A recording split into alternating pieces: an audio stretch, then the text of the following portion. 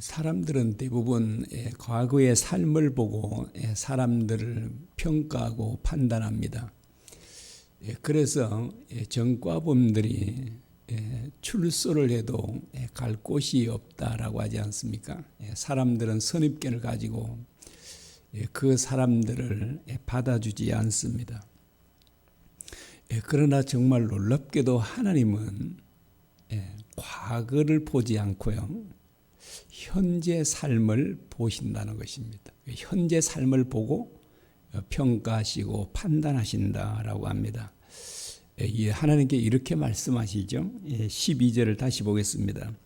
인자야, 너는 내 민족에게 이르기를 악인이 범죄하는 날에는 그 공의가 구원하지 못할 것이요, 악인이 돌이켜 그 악에서 떠나는 날에는 그 악이 그를 엎드리지 못할 것인즉 의인이 범죄하는 날에는 그 의로 말미암아 살지 못하리라. 의인이 범죄하는 날에는 그의 공의가 그를 구원해 주지 못한다라고 합니다.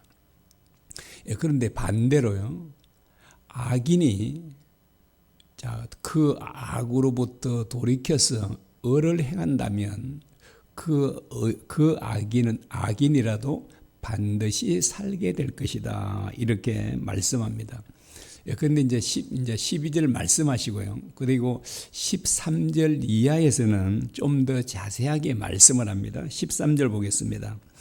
가령 내가 의인에게 말하기를 너는 살리라 하였다 하자 그가 그 공의를 스스로 믿고 죄악을 행하면 그 모든 의로운 행위가 하나도 기억되지 아니하리니 그가 그 지은 죄악으로 말미암아 곧 그 안에서 죽으리라 라고 합니다. 하나님께서 의인에게 어떻게 말씀하시죠? 너는 반드시 살리라 라고 말씀하십니다. 그런데 그 의인이 반드시 살리라는 말씀을 들었잖아요. 그런데 그 의인이 악을 행하면 어떻게 되는가?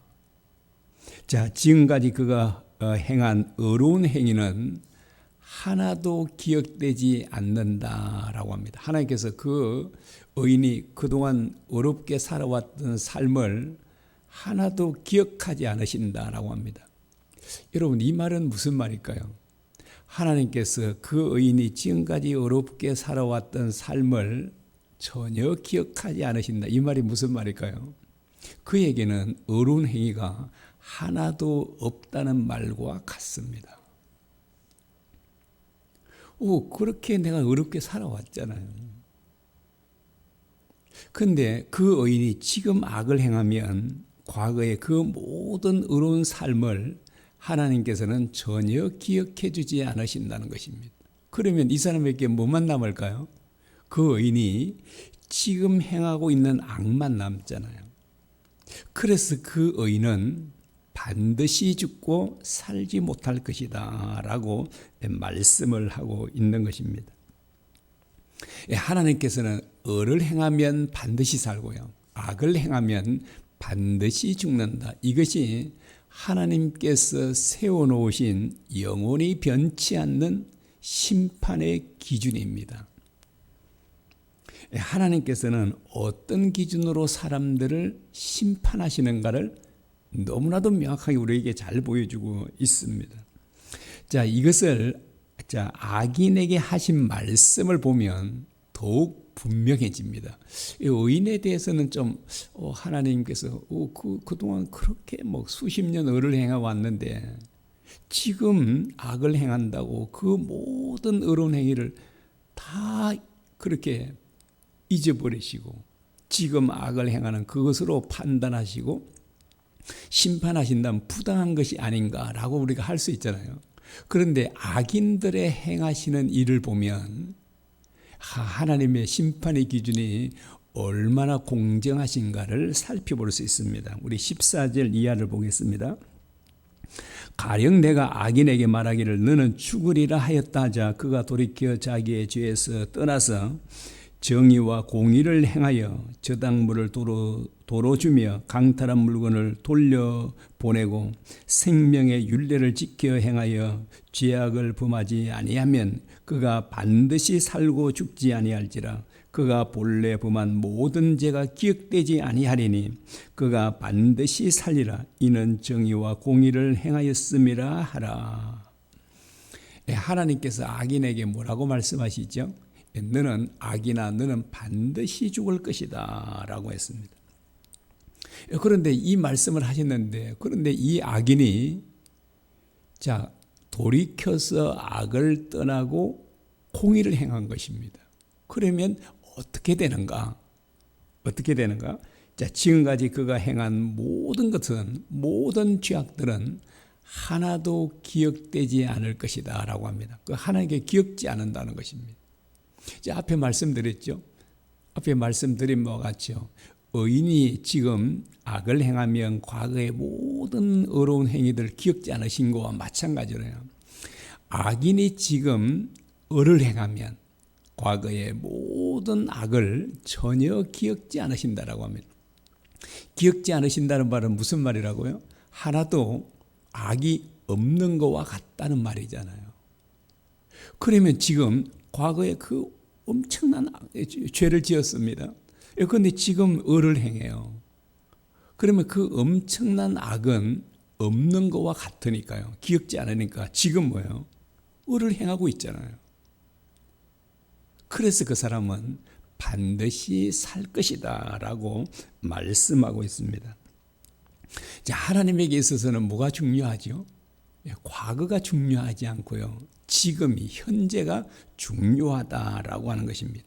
그래서 과거에 아무리 큰 악을 행했다 할지라도 지금 을을 행하면 하나님께서는 반드시 그를 구원해 주신다라고 합니다. 반대로요. 과거에 정말 어렵게 살아왔습니다. 그런데 지금 악을 행하고 있어요. 그런데 그 사람은 구원을 얻지 못할 것이다. 이것이 바로 하나님께서 세워놓으신 심판의 기준입니다. 하나님께서는 어떻게 심판하시죠? 그 과거를 아니고 현재 어떻게 살고 있는가가 중요하다는 것입니다. 그 현재를 보고 심판하시니까. 그래서 우리가 하나님도 언제나 현재 하나님이다 그러잖아요. 그 현재 우리가 어떻게 살고 있는가가 중요합니다. 그래서 하나님께서는 어떻게 심판하시는가? 지금 현재 어떤 삶을 살고 있는가? 하나님께서는 반드시 뭘 보고 심판하신다고요? 행위를 보고 심판하신다. 이제 그 뒤에 보면 20절 하반절에 보면 이렇게 말합니다. 이스라엘 족속아, 나는 너희가 각기 행한 대로 심판하리라. 하나님께서 세워놓으신 심판의 기준은 뭐라고요? 행한 대로 심판한다는 거예요. 행한 대로. 하나님의 심판의 기준은 그 사람의 행한 대로, 행위대로 심판하신다. 이거는 주님께서도 여러 번 말씀을 하셨는데요.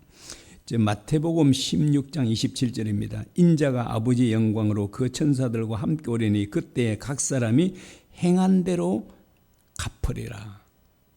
그 다음에 계시록 22장 12절입니다. 보라, 내가 속히 오리니 내가 줄 상이 내게 있어 각 사람에게 그가 행한 대로 갚아주리라 라고 하십니다. 주님께서 어떻게 한다고요?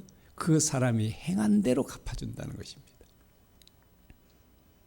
그리고 또 요한복음 5장 29절입니다. 선한 일을 행한 자는 생명의 부활로, 악한 일을 행한 자는 심판의 부활로 나오리라 라고 하십니다. 그래서 주님께서는 악을 행하는 사람에게는 영벌로 갚아주시죠. 그 다음에 을을 행하는 사람에게는 영생으로 갚아주신다라고 합니다.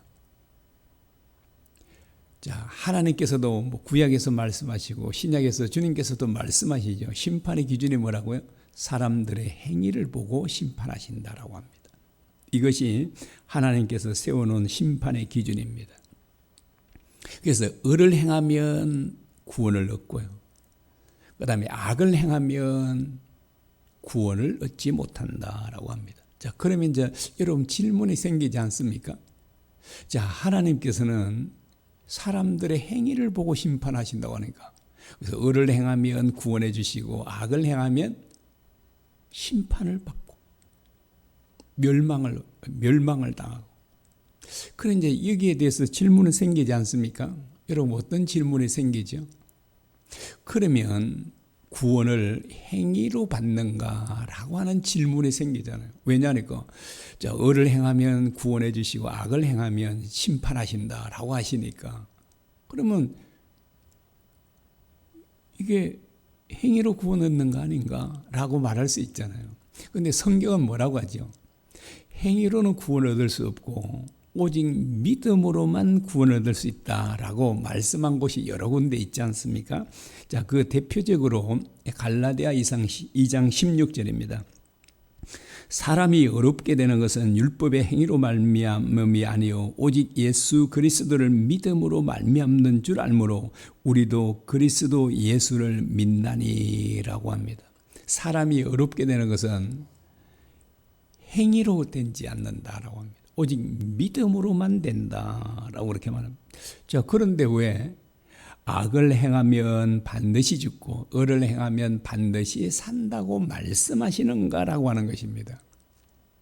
그러잖아요. 분명히 성경은 우리의 행위로가 아니라 믿음으로 구원을 받는다라고 하시면서 왜 악을 행하면 심판을 받고 또 의를 행하면 구원을 받는다라고 말하고 있을까요? 믿음과 행위는 동일한 말이기 때문에 그렇습니다. 이게 동전의 양면과 같다 그러죠. 분리할 수 없습니다.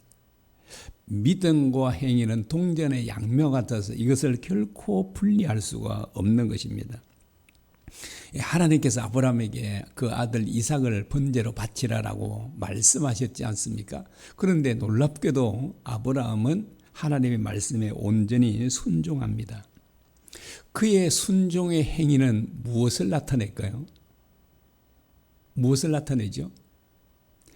정말 죽은 자를 살리시는 하나님을 진짜로 믿는다는 증거잖아요. 그걸 나타내는 거잖아요.